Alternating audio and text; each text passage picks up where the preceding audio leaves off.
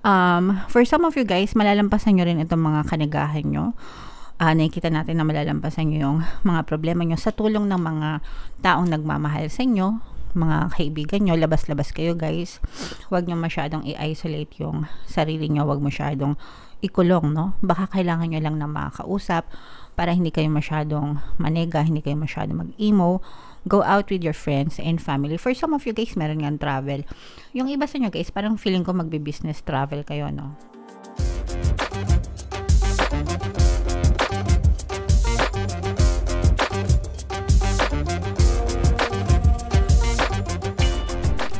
Hello guys, hello Aries. Welcome back to Pinoy Pixie Tarot. Ang pamagat ng episode natin for tonight is New Moon Kapalaran para ngayong May para sa Aries, Sun, Moon, Rising, Sign, and Venus. General reading lang guys, pwede mag-resonate, pwedeng hindi. Combination ng positive and negative energy. So unahin natin to guys, tingnan natin yung message para sa inyo ngayong New Moon. By the way guys, yung New Moon natin ngayong May ay sa May 8, and then yung next na New Moon naman ay sa June 6. So ang reading na to guys ay para sa period na yan.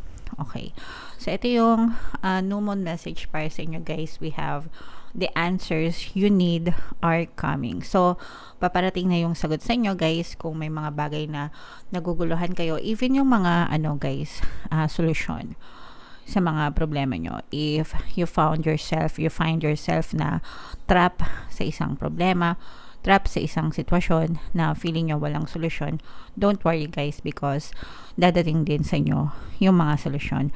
And sabi ko nga kanina, kung feeling nyo naguguluhan kayo sa isang sitwasyon mga kapiksi, magkakaroon din ng kaliwanagan ang lahat. Okay? So, attune to the moon guys. Have an important conversation but stay calm. So, baka kailangan nyong makipag-usap para maayos yung mga sitwasyon nyo. Baka meron kayong kailangan na kausapin. Let's say, for example, may problema ka sa isang tao or something, mga kapiksi. You just need to approach it logically and samahan ng konting emosyon, pagiging compassionate, ganyan. Pero ang importante is you stay calm, kasi wala namang problema na nasusolusyonan ng another problem. 'Di ba? Pagka hindi kayo maayos makapag-usap, nakikipagbangayan kayo, nakikipagsigawan kayo, violente kumbaga. Syempre, yung reaction ng kausap nyo violente din. So wala na kayong magagawang solusyon. So always approach people and situation in a very logical and calm, peaceful manner mga kapigsi, para talagang siguradong maayos yung mga sitwasyon nyo. Okay? Don't be additional meanings for this card guys. Don't be superficial. Wag masyadong hindi makatotohanan. Okay? Yun yung ibig sabihin ng superficial, hindi makatotohanan. Someone is trying to flirt with you. Have you noticed? Yung flirt guys, okay lang yan kung single kayo. Pero kung taken na kayo in any form, in a relationship kayo, may jowa kayo, may SP kayo, guys, wag kayong ganun. Tigilan nyo yung flirt or sa kapag hindi naman ako yung nagpo-flirt sila yung nagpo-flirt sa akin. Wag nyong i-entertain, okay? Kahit nasabihin natin na nakaka-flatter, kasi you're giving them hopes, no? So, wag mga kapiksi, alright? And for some of you guys, you need to laugh off this situation and just move on. May mga sitwasyon na katawa-tawa na lang guys. Yung mga tipong hindi na pinagbubusan ng panahon. Example, bashers. Kahit saan may bashers, di ba? Kahit hindi ka sikat, may basher ka.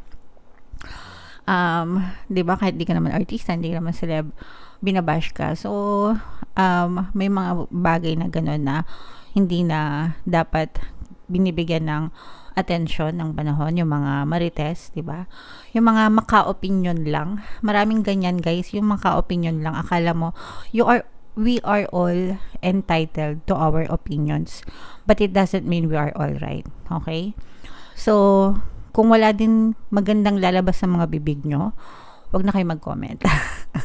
Wag na kayong magsalita, okay?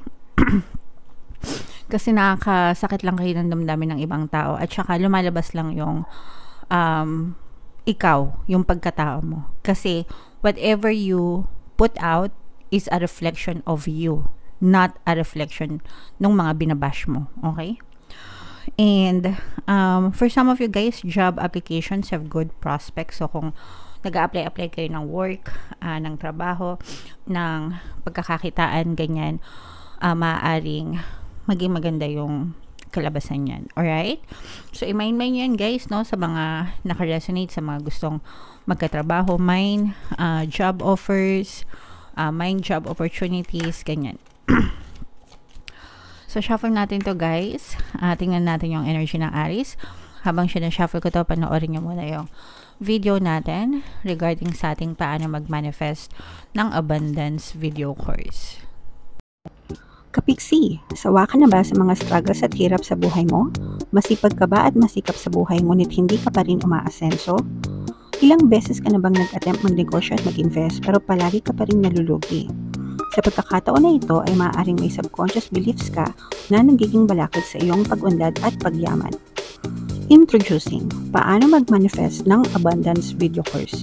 Dito ay matututunan mong ma-overcome ang mga balakid mo para tuluyan ka ng umunlad, umasenso, sumagana, maging matagumpay, successful at maswerte sa iyong kabuhayan, pera, trabaho, negosyo, salapi at kaperahan ng bonggang-bongga. Dali, mag-send na ng email sa pinoypixietaro@gmail.com at simulan na ang iyong pagyaman ngayon. Alright, so sabay-sabay tayo guys magpayaman ngayong 2024. Mag-avail na kayo ng course guys, sobrang ganda yan. And ngayong May guys, ang promo natin, pwede kayo mamili kung gusto niyo ng 1 free pampaswerte sa Bliminal o kaya naman 200 pesos na discount. Sa lahat lang yan guys na mag-avail ng course until May 30. Kaya mag-avail na kayo mga kapiksi. Meron din tayong email coaching, Manifest Your Desires Using the Law of Attraction. If meron kayo guys sa mga specific na gusto nyong i-manifest, pwedeng love and relationship guys, pwedeng money or career, pwede kayo magpabook ng email coaching session with me. Mag-send lang kayo guys ng email sa pinoypixietaro@gmail.com. Sorry.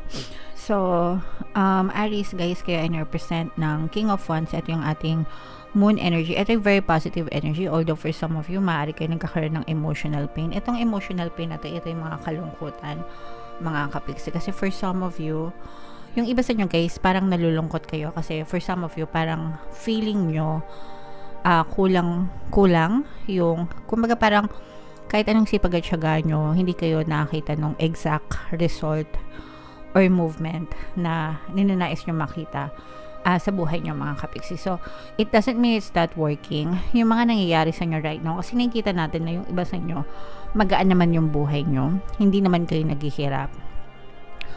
Pero, you may be striving for more or asking for more. Kasi sobrang sipag nyo guys, oh. Kumbaga nilalaki pa nyo talaga ng A for effort, sipag at syaga mga kapiksi. Pero parang feeling nyo sobrang bagal ng kita nyo, sobrang bagal ng pag-asenso nyo mga kapiksi compared dun sa ninanais mo. Okay? So, and yun yung nagkakos ng parang pagka-trigger nyo, nalulungkot kayo sa resulta mga kapiksi. Pero it doesn't mean it's not working kasi yung stability ng buhay mo, it's already a part of your manifestation. And when it comes to manifestation guys, you have to understand that it's not instant, no? Kasi what's being pushed out in our reality, kung ano yung nakikita natin sa reality natin, ano yan? Pinagsama-samang binhi, no? Seeds ng mga dominant thoughts and beliefs and perception and assumptions natin sa buhay. Okay? So, the more na nagtatanim tayo ng magagandang binhi, the more na mas marami tayong plants na makikita, di ba? Imaginein mo sa garden. Your subconscious mind is your garden. Okay? And yung mga binhi mo na tinatanim, yung mga bunto, those are bunto. Yung mga buto na tinatanim mo, yung seeds, those are your thoughts. The more na positive yung, actually, whether negative or positive yan, the more na tinatanim nyo yun, the more na nag-grow siya sa garden nyo. So, tingnan nyo yung garden nyo right now, yung buhay nyo right now, mga kapiksi. That's a direct reflection para sabihin sa'yo na eto yung tinatanim mo sa buhay mo. Okay? Nagtatanim ka ng negative thoughts, nagtatanim ka ng kanigahan, nagtatanim ka ng paghihirap, nagtatanim ka ng reklamo, nagtatanim ka ng kakulangan. Therefore, yun yung nakikita mo sa garden mo. Hindi ka pwedeng magtanim ng buto ng mangga para mamunga siya ng santol. Diba? It doesn't work that way. Ibig sabihin, kapag buto ng santol yung tinanim mo, puno ng santol din yung makikita mo. So, hindi pwedeng magtanim ka ng negative, pero ang aasahan mo ay positive yung makikita mo. Diba? Hindi ganon. In your case, mga kapiksi, yung kilos nyo sa physical reality nyo, it's irrelevant dun sa tinatanim nyong binhi. Because kung ano yung seed, yung buto, yung iniisip nyo, yun yung tinatanim nyo. So, kumikilos ka nga, masipag ka nga, pero puro ka naman reklamo, puro ka naman worry, puro ka naman anxiety, di ba? So, yun yung makikita mo sa physical reality mo. Okay? So, that's why, palagi ko sinasabi sa inyo guys, yes, importante ang sipag at tiyaga.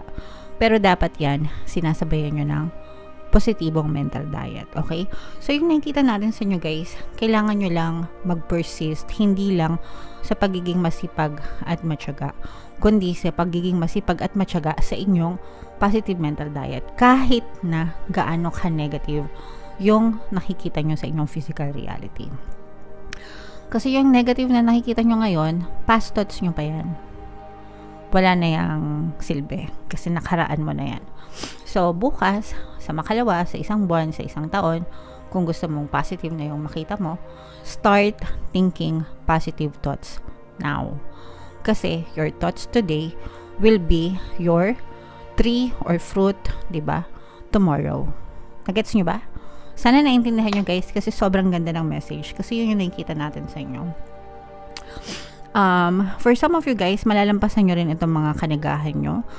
Nakikita natin na malalampasan nyo yung mga problema nyo sa tulong ng mga taong nagmamahal sa inyo, mga kaibigan nyo. Labas-labas kayo guys.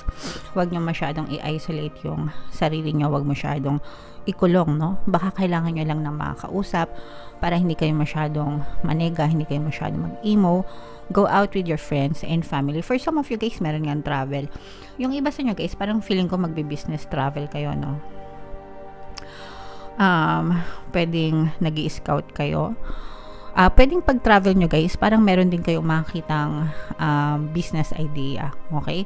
So, let's say for example, nag-travel kayo, tapos pag-travel nyo, naisipan nyo bumili ng milk tea. First time nyo lang nakatikim ng milk tea. Okay? Tapos, na-realize nyo na, masarap pala to, pwede pala tong gawing negosyo. Di ba? O kaya naman, paresan, di ba? Kagaya ni Diwata, o kaya ni Rosmar. So, kunwari, meron na kayong karinderya, meron na kayong binibenta, pero wala kayong paresan, di ba? So, baka kailangan nyo din mag-overload pares para dumugin din kayo. Okay? So, yung mga ganun. Pero parang nakikita natin na parang nag-explore kayo.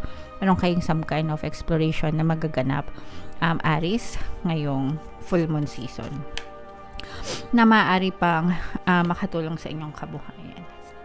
Meron ditong presence ng maganda yung status nyo guys, no? Talaga sa kaperahan, stable. Kumbaga hindi lubog, pero hindi masyadong angat, pero hindi kayo lubog. So parang ano lang, floating, ganyan. And meron pa kayong bagong opportunities na pwedeng ma-experience pagdating sa kaperahan. Yun nga yung sinasabi ko na baka maisip nyo, pwede pala tong business na to. And for some of you guys, good karma, you're also being rewarded dahil sa inyong good karma, Aries. So, i-mind yan guys, yung mga positive energies. Excuse me. Mind good karma, mind no opportunities sa pera, no opportunities sa negosyo, mind travel, kasi yung iba sa inyo guys, nakikita natin mag-travel. More on business travel, pero kung may travel kayo for pleasure, for leisure, okay lang yan. and stable, no? Mind stability, financial stability. Okay? Alright. So, comment down below, Aries, if feeling nyo naka-resonate kayo dyan. Guys, ito yung ating mga pampaswerte subliminals. Pakinggan nyo para talagang maging maswerte kayo. And ito naman yung ating success stories ng paano mag-manifest ng abundance video course. Click here to subscribe, guys, and click here to join our membership program. Thank you for liking, sharing, and subscribing. And see you again next time. I love you all, guys. Have a nice day. Bye-bye.